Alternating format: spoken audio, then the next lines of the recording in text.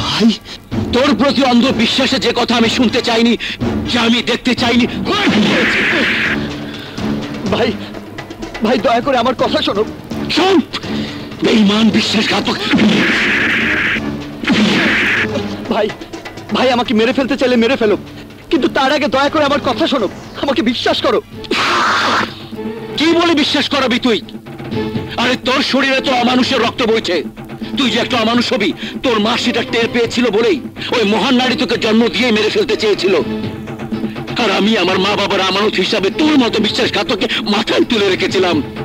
তুই বলেছিলি মৃত্যু থেকে মেরে আমার কাছে আসতে হবে, অথচ সেই তুই আজ আমার জানে হাত দিয়েছিস। আজ আমি তোর জান কেড়ে নেব।